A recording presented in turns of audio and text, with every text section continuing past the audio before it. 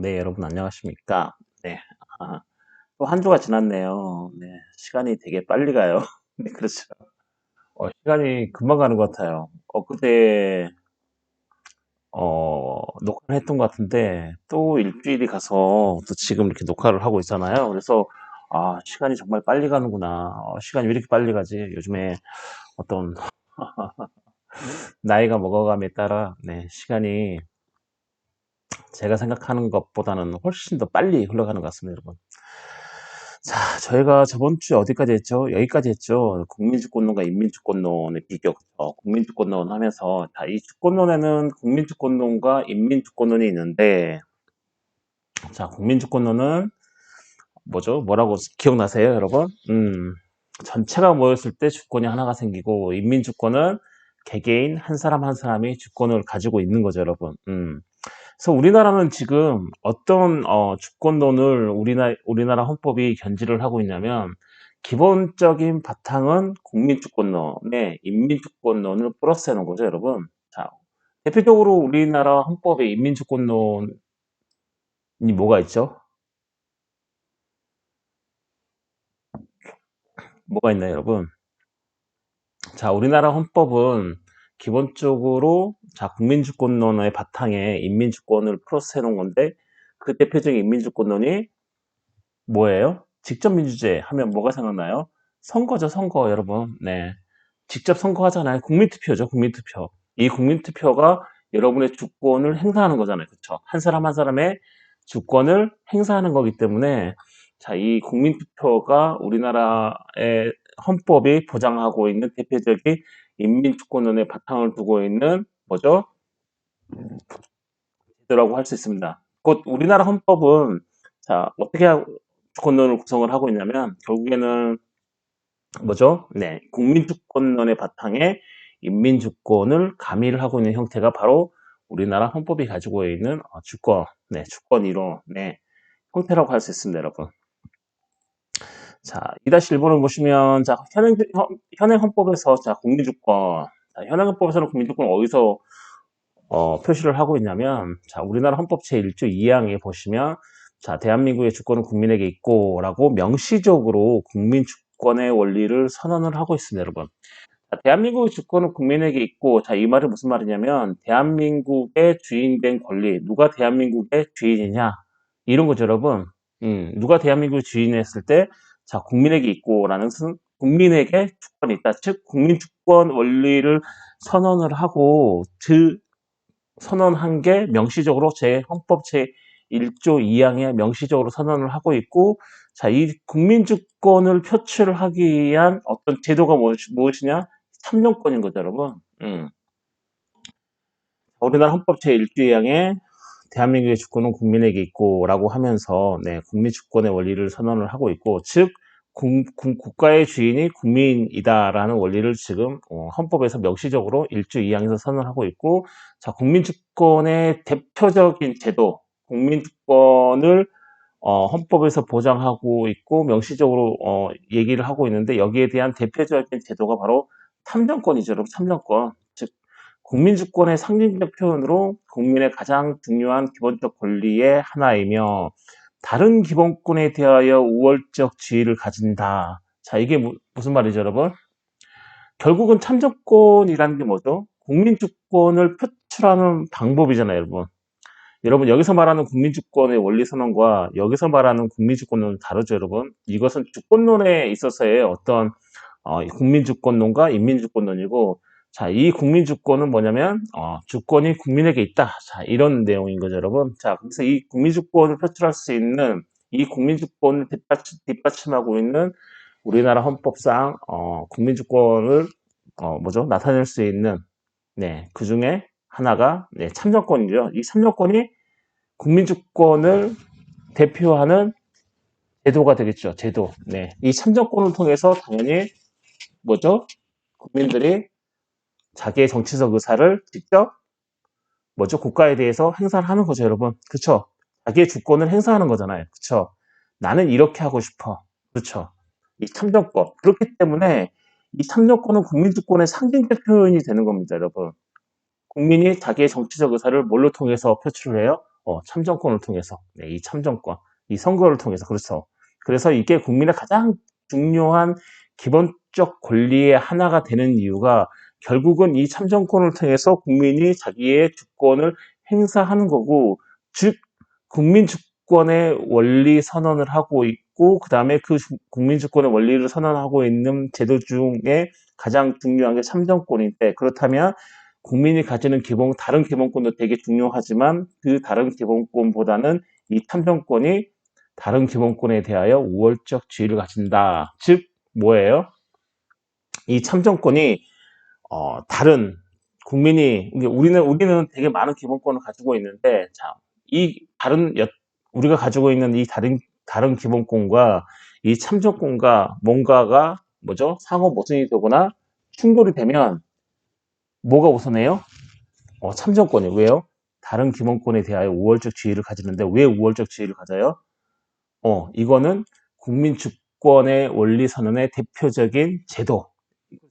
참정권은 국민 주권의 원리를 실현할 수 있는 가장 중요한 권리이기 때문에, 자, 이 기본적 권리인 이 참정권은 다른 기본권에 대하여 우월적 지위를 가진다. 이런 거죠, 여러분.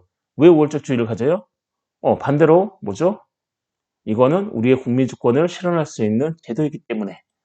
자, 헌재도 1989년 88 헌가 6 사건에서 자, 이렇게 얘기를 하고 있습니다, 여러분. 여기 헌가 사건이죠. 헌가 사건은 무슨 사건이죠, 여러분? 위헌법률 심판 사건이죠, 여러분. 자, 헌법재판소는 헌가, 헌나, 헌다, 헌라. 자, 이렇게 또 가나다라, 마바사, 아까지 해가지고, 자, 이 기호만 보고도 이게 무슨 사건인지 알 수 있는데, 이 기호로 이제 각 사건을 분류를 해놓고 있다는 거죠. 그래서 가나다라, 마바사, 아까지 있고, 이 중에 헌가는 위헌법률 사건, 헌나는 탄핵, 헌다는 위헌 정당 해산 심판. 그렇죠. 그다음 헌라는 권한쟁의 심판. 그 다음에 가나다라, 마바 이 두 개는 헌법소원인 거죠, 여러분. 자, 마는 권리구제이고, 그 다음에 바는 위헌 재청형. 네, 그런 게 있어요, 여러분. 한번 찾아보세요, 여러분. 자, 헌법재판소가 이 헌법재판의 종류에 따라서 붙이고 있는 이 기호죠, 기호. 네. 그래서 88년도에 헌가 사건이면 위헌법률 심판인데 6은 뭐죠? 6번째로 있었구나. 그래서 88 헌가 6 이렇게 붙는 겁니다. 자, 이 사건, 이 헌법적 문제, 이 헌법적 분쟁에서 헌법재판소가 참정권은 다른 기본권에 대해서 우월적 지위를 가진다라고 얘기를 한 겁니다, 여러분. 참정권이 다른 기본권에 대해서 우월적 지위를 갖는 건 곧 뭐죠? 이 참정권이 국민 주권의 원리를 실현시킬 수 있는 국민이 가지는 기본권이기 때문에 국민이 가지는 여타의 기본권보다는 훨씬 더 우월적 지위를 가진다. 자, 이해 가세요, 여러분? 자, 여기까지가 국민 주권의 원리입니다, 여러분. 그 다음에 세 번째 민주주의 원리를 볼까요? 민주주의 원리. 자, 국민 주권. 그쵸? 방금 국민이 주인인 권리. 그쵸? 국가의 주인이 누구냐? 국민인 거죠, 여러분. 그 다음에 자유, 평등, 정의를 기본적 가치로 하는 정치 원리가 바로 뭐냐? 자, 민주주의 원리고, 이러한 민주주의를 내용으로 하는 헌법 질서가 당연히 민주적 기본 질서가 되겠습니다, 여러분. 이해하시나요, 여러분? 민주주의 원리. 지금 현재 우리가 뭘 배우고 있냐면 위쪽으로 가보시면 자, 현행헌법의 기본 원리. 자, 우리나라 헌법이 현재 1987년에 마지막으로 개정이 됐죠.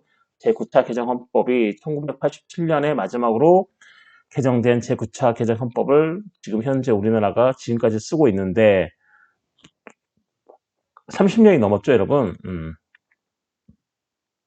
자, 우리나라 헌법에 녹아있는 기본 원리가 뭐냐? 그 중에 가장 중요한 게 첫 번째로 국민주권의 원리다. 이렇죠. 국민주권의 원리는 결국은 그렇죠, 여러분. 국가의 주인은 국민이고, 자, 이 국가의 주인이 국민인데, 그렇다면 이 국민이 자기의 정치적 의사를 뭘로 표출하느냐? 이 참정권을 통해서. 그래서 이 참정권은 다른 여타의 기본권보다는 우월적 지위를 가진다고 헌법재판소에서 땅땅땅 두드려서 인정했죠. 네.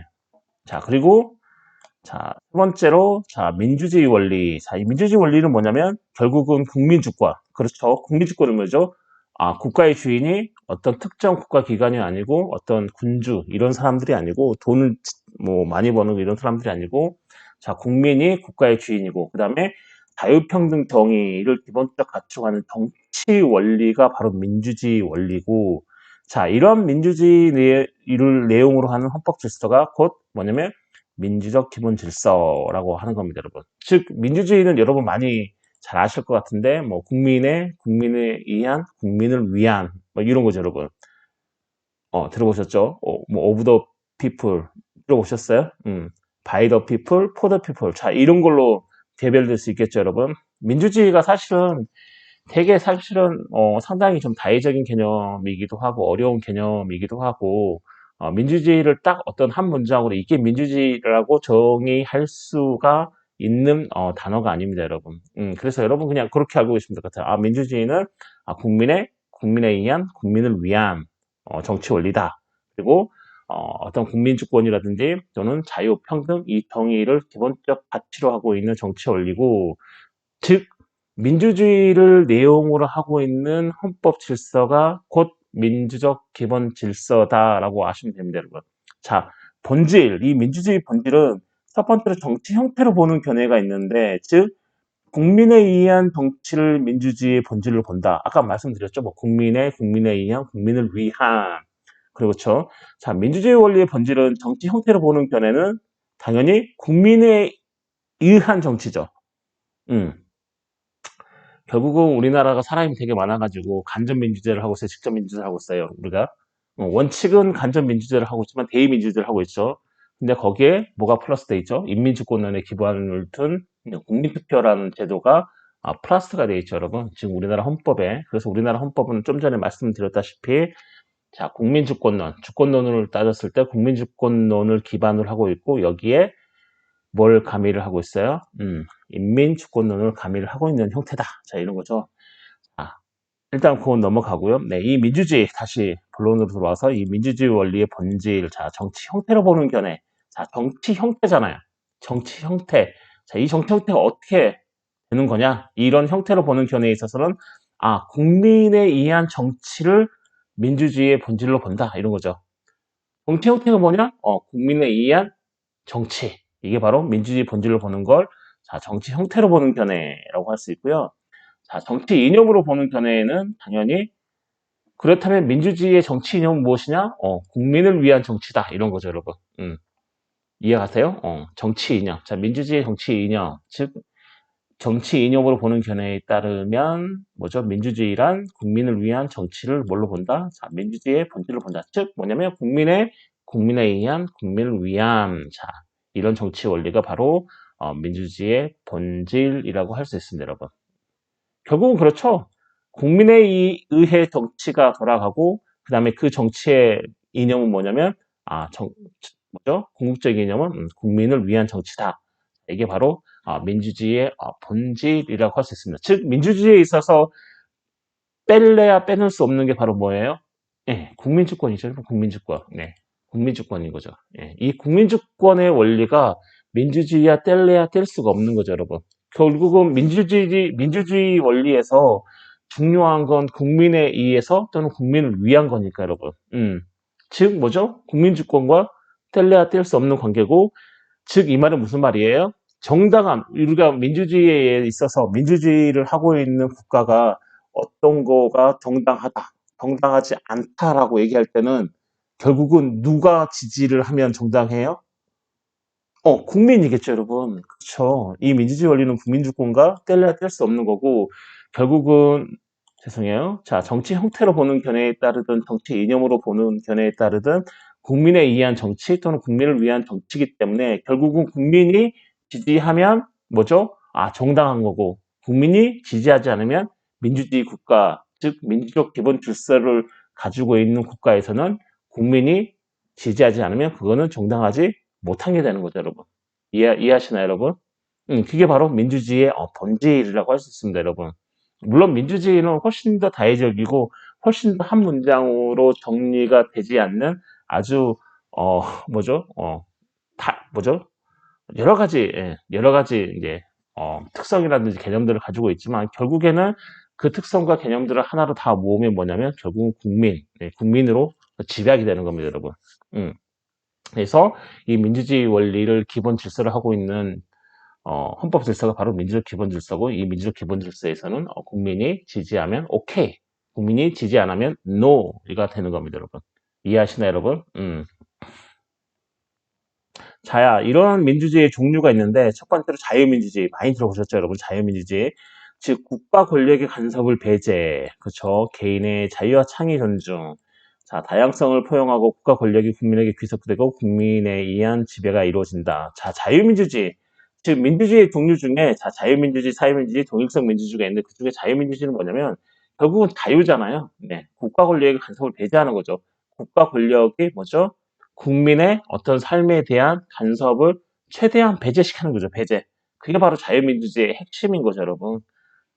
이해하시나요? 민주주의의 종류 중에 자유민주주의가 있는데, 여러분, 이 자유민주주의가 당연히 우리나라 헌법조변에도 깔려 있고, 자, 이 자유민주주의의 근본은 뭐냐면, 결국은 자유잖아요, 자유. 그렇죠? 우리의 자유를 누가 제일 많이 침해를 해요? 국가 권력이죠, 여러분. 국가 권력. 그렇죠. 공권력이 가장 많이 국민의 자유를 침해를 하잖아요. 즉 무슨 말이냐면 자유민주주의라는 것은 결국은 그러면 국가 권력의 간섭을 배제시키는 거죠. 우리의 공동체 안에서 우리 국민들이 살아가는데 자, 내 생활 양식을 내가 원하는 대로 끌고 갈 수 있는 그런 그런 자유민주주의인데 그렇다면 당연히 국가 권력의 간섭이 당연히 배제가 돼야 되는 거고 자, 국가 권력의 간섭이 당연히 배제되면 개인은 뭐죠? 자기의 자유와 창의를 최고도로 발휘하게 되겠죠. 그쵸? 그렇다면 당연히 국가는 거기에 대해서 존중을 해야 되는 거죠. 그쵸? 이해하시나요, 여러분?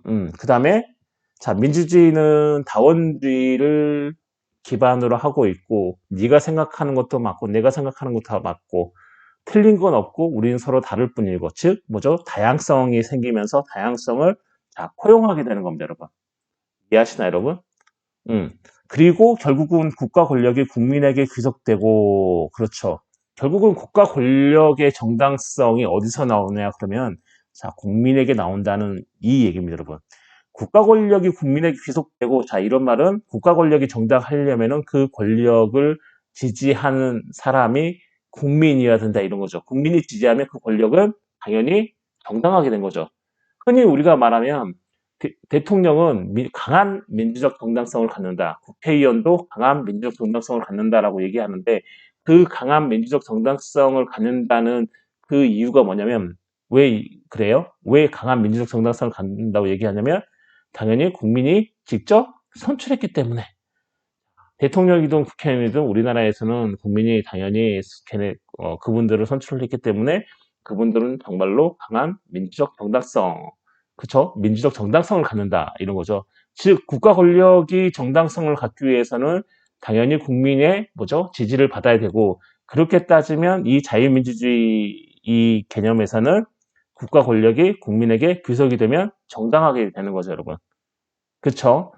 그쵸? 예. 자, 국민이 승인을 해주고 지지를 해야 국가 권력이 정당하기 때문에 당연히 자유민주주의 이쪽 개념에서는 국민에 의한 뭐가요? 지배가 이루어지는 거죠, 여러분. 그게 자유민주주의의 본질적인 내용이고 개념이에요, 여러분. 국가 권력의 간섭을 우리의 삶으로부터 배제도 하지만 결국에는 국가 권력이 정당하다고 얘기를 하려면 당연히 국민이 거기에 대한 승인이 있어야 되고 그렇다면은 결국은 뭐죠? 국민에 의한 지배가 이루어지는 거죠. 그쵸? 국가 권력이 정당하게 집행이 돼야 되고 그 정당하다고 하는 것은 국민들이 거기에 대한 지지가 있고 그렇다면 조금 더 확대해서 생각해보면 결국은 국민에 의한 지배가 이루어지는 거죠. 자, 그게 바로 뭐죠? 자유민주주의다. 이런 거죠, 여러분. 이해하시나요, 여러분? 이 자유민주주의에는 다 이러한 것들이 다 포함이 되어 있다. 이해하시죠? 어려운 거 아니죠, 여러분? 자, 그리고 사회민주주의. 자, 자유민주주의를 전제로 경제적 약자의 불평등 해소. 이거는 우리가 지지난 시간에 했나요? 그쵸? 현대복지주의 헌법 얘기하면서 근대 입헌주의 헌법 때는 하도 고유한 의미 헌법, 즉 절대왕정 시대에서 하도 군주가 또는 왕이 국민들을 괴롭혔기 때문에 국민들의 자유를 뺏어갔기 때문에 근데 입헌주의 헌법 때는 어떤 기본권이 헌법에 들어오면서도 그 기본권 중에 가장 강하게 들어온 게 뭐냐면 자유죠, 자유. 왜냐하면 그 전에는 국왕이 뭐죠? 왕이 국민의 자유를 계속해서 억압하고 배제했기 때문에. 그래서 근데 입헌주의 헌법 때는 이 기본권 중에서도 이 자유권적 기본권이 헌법에 강하게 들어왔고, 그래서 이제 국가가 흘러갔는데, 자, 그렇게 하다 보니까 뭐가 생겼어요? 빈익빈 부익부 현상이 생겨난 거죠, 여러분.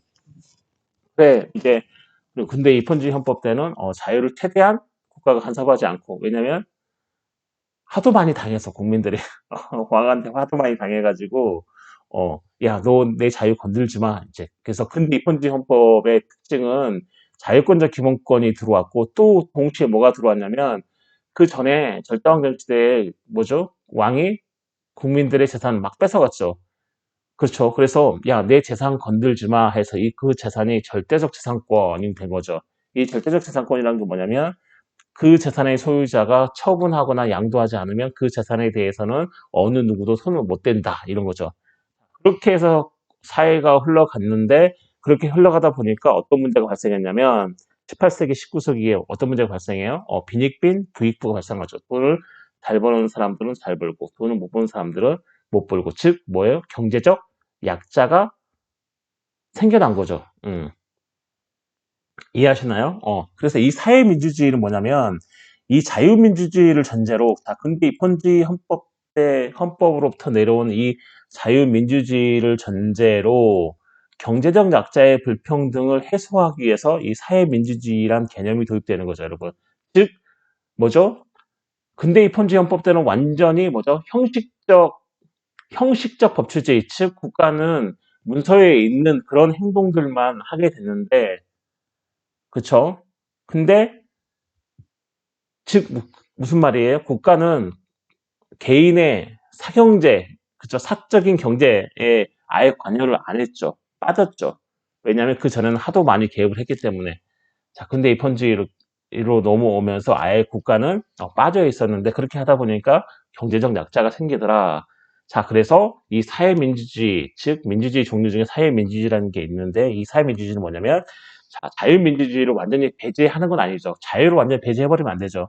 즉, 이 자유민주주의를 전제로 뭐냐면 사회민주주의, 경제적 약자의 불평등을 자, 해소하기 위해서 실질적인 평등을 지향함으로써 어떤 사회보장이나 복지, 평화주의를 자, 가미한 민주주의가 바로 뭐냐면 사회민주주의고 지금 현대 우리가 가지고 있는 헌법이 현대복지주의 헌법인데 이 현대복지주의 헌법에는 뭐가 있어요? 국가의 조직과 구성에 관한 사항도 있고 국민의 기본권적인 사항도 있고 거기에 플러스해서 사회권적 기본권 또는 생존권적 기본권이라고 하는 이 복지, 그쵸? 이 복지, 사회보장과 이 복지, 그 다음에 이 평화주의가 가미됐다. 이겁니다, 여러분. 즉, 우리는 이러한 민주주의를 뭐라고 하냐면 사회민주주의인데 당연히 사회민주주의는 뭘 전제로 하고 있다? 자유민주주의를 전제로 하고 있는 거죠. 자유민주주의 빼버리면, 그건 대박이겠죠, 여러분. 자유민주주의 뽑아버리면. 그렇죠. 그래서 이 사회민주주의는 이 자유민주주의를 전제로 하고 있고, 자, 니네들이 알아서 하는데, 다만, 니네들이 알아서 할 때 생기는 그런 불합리한 문제들, 즉, 가장 크게 문제가 나오는 건 뭐죠? 빈익빈, 부익빈 현상, 즉, 경제적 약자가 발생하는 문제인데, 국가가 이러한 경제적 약자의 불평등을 해소하기 위해서, 자, 실질적 평등을 지향한다, 이런 거죠. 이걸 지향하기 위해서 사회보장이라든지 복지라든지 평화주의를 가미하는데 이 실질적인 평등은 뭐죠? 자, 형식적 평등은 뭐예요? 쉽게 얘기하면 돈 벌 수 있는 기회를 똑같이 줘버리는 거죠. 야, 너도 돈 벌 수 있는 기회를 줄게. 너도 돈 벌 수 있는 기회를 줄게. 똑같은 기회를 주는 거죠. 예를 들면 그게 바로 형식적 평등이라고 하는데 문제는 그 기회를 받은 그 사람이 뭐죠? 돈을 벌 수 있는 머리가 잘 돌아가면 돈을 잘 버는데 돈을 잘 벌 수 있는 머리를 가지고 있지 않으면 이 사람이 돈을 못 버는 거예요. 기회는 똑같이 줬는데 결과가 달리 나타나는 거죠. 그러면서 경제적 약자가 생기고 배가 고파서 죽는 아사하는 사람 생기고 집이 없어가지고 겨울에 동사하는 사람이 생기는 거죠. 즉 국가의 존립 목적이 위태위태하게 되는 거죠. 국가의 존립 목적은 국민의 안전을 위해서인데 그래서 이 형식적 평등에서 뭘 지향하냐면 실질적 평등, 즉 뭐죠? 돈을 못 버는 사람도 최소한의 인간다운 생활을 할 수 있도록 뭐죠? 생활 수준의 어떤 최소한의 평등을 맞추는 거죠. 예를 들면 자 그게 바로 뭐냐면 자 실질적인 평등을 지향하는 거죠. 실질적인 평등을 지향. 쟤는 나만큼 일을 안 했는데 돈을 이렇게 해서 나는 열심히 벌었는데 왜 쟤한테는 그냥 복지 뭐 이렇게 연금도 주고 못 사니까 생활 보조금도 주냐? 나는 뭐야 그럼 나는 열심히 하는 뭐 이런 불만도 가질 수 있겠지만 자 그런 평등에서 실질적 평등을 지향하죠. 근데 너무 실질적 평등을 지향하게 되면 어떻게 돼요? 나는 아무것도 안 해도 국가가 나를 먹여 살릴 수 있어. 나는 아무것도 안 해도 돼. 이렇게 되겠죠, 여러분. 그렇기 때문에 실질적 평등을 지향하는 거죠. 완벽하게, 네, 만들지는 못하겠죠. 따라서. 완벽하게 만들면 당연히 뭐예요? 거의 공산주의, 공산주의 국가겠죠, 여러분. 네. 자, 그래서 실질적인 평등을 지향함으로써 자, 사회보장이라든지 복지 또는 평화주의를 가미한 민주주의가 바로 자유민주주의를 전제로 하고 있는 사회 민주주의라고 할 수 있고요. 자, 세 번째로 자, 동일성 민주주의는 뭐냐면 결국은 국민의 자기 지배 이론인 거죠. 자, 여기 있죠. 국가 권력이 국민에게 귀속되고 국민에 의한 지배가 이루어진다. 자, 여기에서 또 우리가 볼 수 있는 건 결국은 국민이 자기 지배를 하고 있는 거죠. 물론 우리를 지배하고 통치하는 거, 뭐 단어가 별로 좋지 않아요. 어감이 지배하고 통치하는 거. 그러니까 우리를 대신해서 우리의 국가를 운영하면서 우리의 공동체 질서를 유지하고 번영을 하고 있는 임무를 하는 사람이 당연히 국가지만 그 국가가 정당하게 하기 위해서는 그 국가가 권력을 행사할 때 정당하다고 얘기를 들으려면 당연히 국민이 지배를 해야겠죠. 결국은 국민이 자기를 지배하는 거죠, 여러분. 그게 바로 동일성 민주주의, 동일성, 자, 민주주의라고 할 수 있고, 자, 피치자 동일성이라는 겁니다. 다스리는 사람이나 다스림을 받는 사람이나 똑같다. 그렇죠. 결국은 돌고 도는 거잖아요. 예. 국가가 권력을 행사해도 국민이 그걸 승인해야 정당하다 그러고 결국은 국민에 의해서 그럼 국가 권력이 정당화가 되는 거고 그 국가 권력을 당연히 국민이 또 받는 거니까 이렇게 순환하는 거죠.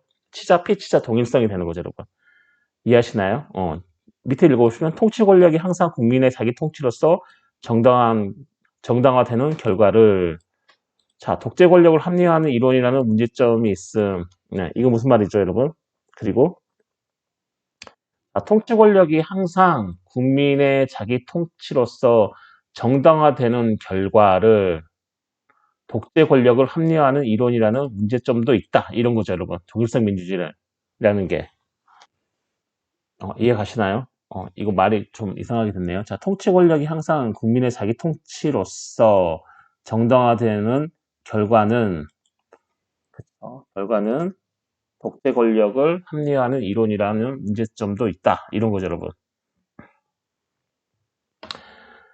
자, 그래서 밑에 보면 이제 방어적 민주주의가 나오는 거죠, 여러분. 자, 통치 권력이 항상 국민의 자기 통치로서 정당화된다는 결과가 나온다면은, 이해하시나요? 결과가 나온다면은 결국은 독재 권력도 합리화하는 이론을 만들 수 있다는 문제점도 있다는 거죠, 여러분. 그렇죠, 여러분. 국민이 뭐죠? 동의만 한다면, 국민이 승인만 한다면, 이해하시나요? 치자 피치자 뭐죠? 동일성이기 때문에 결국은 이 동일성 민주주의의 어떤 이론적인 문제이 뭐냐면 국민이 그러면 동의만 하면 공산주의도 가능하다 이런 거죠.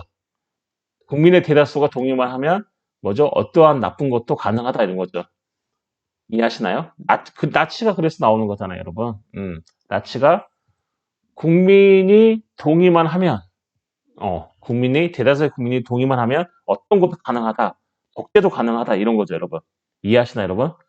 즉, 통치 권력이 항상 국민의 자기 통치로서 정당화 되니까. 즉, 국민이 승인만 하면 그 통치 권력은 정당화가 되니까 당연히 공산주의도 국민이 승인을 하고 또 독재도 국민이 승인만 하면 당연히 합리화가 되는 그런 이론적인 문제점도 있는 게 바로 동일성 민주주의라서 나온 게 뭐냐면 방어적 민주주의입니다, 여러분.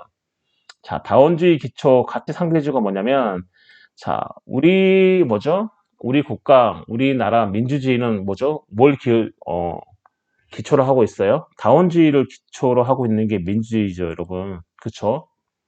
이해하시나요? 민주주의의 가장 기초적인 그 토양이 뭐냐면 다원주의죠, 여러분. 네 생각도 맞고 내 생각도 맞고 이런 거죠. 이해하세요? 그게 바로 다원주의인 거죠. A라는 사람의 생각도 맞고 B라는 사람의 생각도 맞고 C라는 사람의 생각도 맞는데, 그렇죠? 내가 자본주의 사상을 가지고 있으니까 공산주의 사상을 가지고 있는 너도 내 자본주의 사상을 가지고 있는 나를 인정해줘.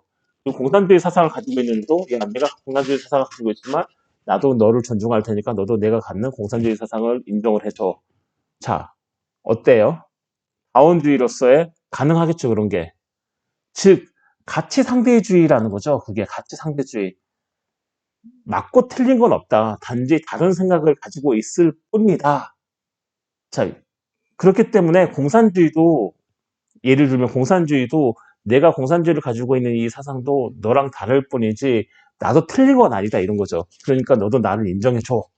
극단적으로 가면 뭐죠? 공산주의도 민주주의라는 이름으로 포용이 된다는 거죠, 여러분. 그렇죠, 여러분? 자, 민주주의는 다원주의를 기초로 하고 있기 때문에, 그렇죠. 민주주의가 뭐죠? 다양한 삶의 방식을 가지고 있는 사람들이 하나의 공동체로 묶여서 하나의 가치 체계라는 헌법 아래에서 살아가는 그런 거죠, 여러분. 그게 바로 다원주의인데, 그 다원주의, 즉 민주주의가 관역을 조금 더 넓게 가지면, 즉 뭐냐면 이 가치 상대주의. 자, 너도 맞고 나도 맞고 C도 맞고 B도 맞고 A도 맞고 이런 가치 상대주의가 극단화가 되면 어떻게 돼요? 공산주의도 맞고 이렇게 되는 거죠, 여러분. 근데 공산주의를 침범한 사람이 엄청 많아져요. 그러면 힘이 세지는 거죠. 틀린 건 아니니까, 그렇죠. 틀린 건 아니니까, 다른 거니까. 인정해줘야겠죠, 여러분. 가치 상대주의니까, 민주주의에서는. 그렇죠. 그리고 다원주의를 기초로 하고 있으니까. 그래서 나온 게 뭐냐면, 방어적 민주주의라는 겁니다. 이렇게 가치 상대주의가 극단화돼서 나온 게 뭐죠? 20세기 초에, 독일 나치가 되는 거죠. 국민이 오케이만 하면 끝나. 이런 거죠. 왜? 민주주의이기 때문에. 어, 그래서 이 방어적 민주주의라는 개념이 나오는데, 이 방어적 민주주의 개념이 뭐냐면 결국은 민주주의가 스스로 민주주의 적에 대해서 방어하는 이론이 바로 방어적 민주주의입니다, 여러분. 이해하시나요? 민주주의가 스스로의 적으로부터 스스로 방어를 해요. 즉 뭐냐면, 예를 들어서 쉽게 말하면 다원주의, 가치 상대주의 다 하드 좋아. 다 좋아. 다 좋은데 공산주의만은 안 돼. 딱 못을 박아 놓은 거죠, 여러분. 이해하시나요, 여러분? 야, 민주주의라는 이름으로 너네들이 다 해도 좋은데 공산주의만큼은 안 돼. 딱 이런 거죠. 스스로 민주주의가 자기의 민주주의라는 이름으로 적이 와요. 이해하시나요? 나는 내가 민주주의인데 다른 민주주의라는 이름으로 적군인 민주주의한테 공격을 해요. 민주주의가 민주주의라는 이름으로 공격을 하는 거죠.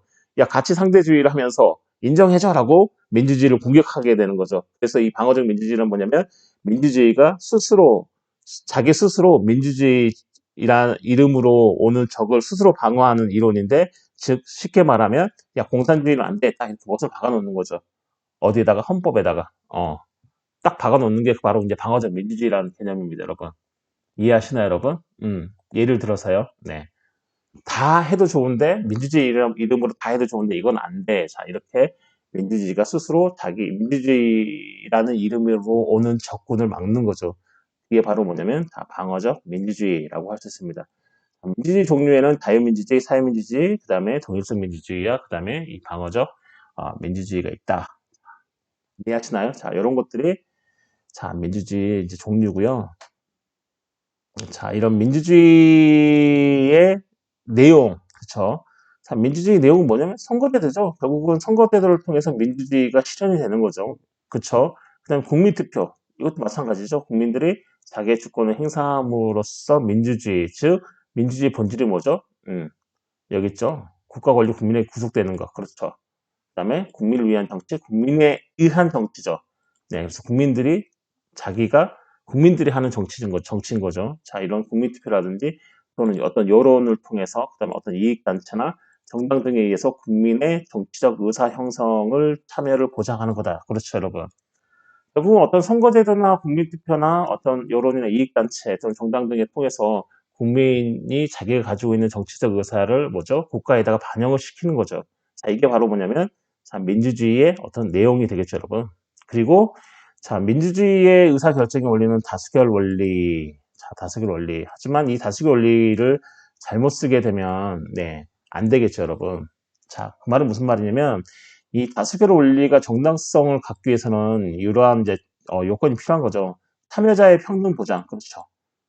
이 다수결 원리에 참여하는 참여자가 평등하지 않다면 당연히 이 다수결 원리는 무의미하게 될 것이고, 그냥 구성원들 사이의 동질성 또는 기본적 가치에 대한 합의, 그렇죠, 여러분.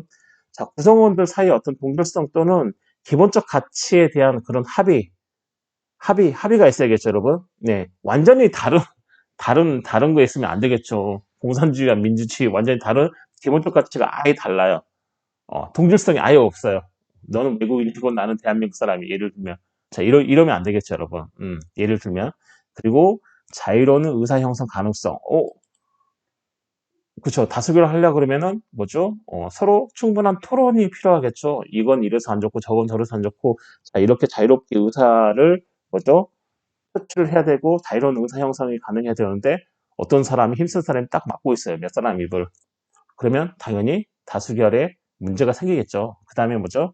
다수의 교체 가능성. 그렇죠. 항상 다수가 똑같은 사람들이에요. A, B, C, D가 있는데 항상 A, B, C, D가 다수예요. 자, 그러면 다수결이 당연히 없죠. 그렇죠. 다수결이 당연히 흔들리겠죠. 그래서 이 다수가 항상 교체 가능성들이 있어야 되는 거죠. 어떤 문제에 대해서는 이렇게, 어떤 문제에서는 이렇게. 계속 다수와 교체 가능성이 있어야 되는데 항상 걔네들만 똘똘똘똘 뭉쳐가지고 얘네들만 다 다수예요. 자, 이런 것들은 당연히 다수결 원리의 정당성의 요건에서 배제가 돼야겠죠. 그런 것들은. 그렇기 때문에 지금 제가 설명한 이런 것들이 다수결 원리의 정당성의 요건에 들어가고 있습니다, 여러분. 자, 우리는 민주주의 원리를 계속 하고 있는 거죠. 네. 우리 해당헌법의 어떤 기본 원리 중에 자, 민주주의 원리가 있는데 그런 민주주의 원리가 뭐냐 해서 민주주의 원리의 어떤 본질이라든지 종류라든지 지금 뭐 민주주의의 내용을 하고 있고 그 중에서도 다수결 원리에 대해서 여러분에게 설명을 해드렸습니다. 자, 그리고 이러한 다수결론은 뭐 다른 것들은 다 결정해도 좋은데 어떤 민주주의의 본질적인 것들, 국민을 위한 정치라든지 국민을 위한 정치라는 게 이게 민주주의의 본질인 거죠, 여러분. 여기 있잖아요. 그쵸? 말씀드렸죠. 자, 본질은 정치 형태로 보는 게와 정치 이념으로 보는 견해가 있는데 결국은 국민에 의한 정치, 그 다음에 국민을 위한 정치가 바로 뭐죠? 민주주의의 본질인데 이러한 민주주의의 본질, 즉 국민에 의한 국민을 위한 정치, 이러한 민주주의 본질이라든지 또는 한 국가에 있어서 중요한 안보 정책이라든지 통일 정책, 환경 오염 문제 등 국민의 생존과 연관되는 사항은 다수결로 결정할 수가 없습니다. 여러분, 그렇죠. 민주주의 본질은 지켜져야 되는 거죠. 국민에 의한 국민을 위한 정치는 지켜져야 되기 때문에 다수결로 이것을 배제할 수 없고, 그다음에 중요한 국가의 어떤 중요한 안보 정책이라든지 통일 정책, 그다음에 환경 오염 문제는 뭐죠? 다수결로 결정을 할 수 있나요? 국민의 생존과 연관되는 사항을 할 수 없겠죠, 여러분. 전문가들이 나와가지고 머리를 맞대고 브레인스토밍이죠. 네, 브레인스토밍 해가지고 조금 더 나은 방향으로 가야 되는데, 이런 게 있고 저런 게 있고 이런 게 있어. 자, 결정합시다. 자, 이렇게 해요. 웃기겠죠, 여러분. 왜냐면 고도의 어떤 정치적 판단이나 고도의 어떤 전문적인 지식을 가지고 판단해야 되는 그런 사항들을 단순히 다수결로 결정하는 데서는 당연히 문제가 생기겠죠. 단순히 다수결로 결정할 수가 없겠죠, 여러분. 문제가 생기기 때문에. 자, 그런 것은 안 된다. 자, 이런 거죠. 자, 민주주의 본질이라든지 그 외에 지금 제가 설명해 드린 어떤 이런 문제들은 모두 다수결로 결정할 수가 없다. 자, 이런 거죠, 여러분. 자, 여기까지가 해서 이제 3주차, 그쵸. 3주차 강의안이 끝났죠, 여러분. 네, 잠시 쉬었다가, 네, 4주차 강의안을, 말씀을 해드리도록 하겠습니다, 여러분. 좀 이해가 가세요, 여러분? 이해가 가셨으면 좋겠어요, 여러분. 저녁에 늦은 시간인데, 네, 잠시 쉬었다가, 네, 계속해서 할게요, 4주차 강의안.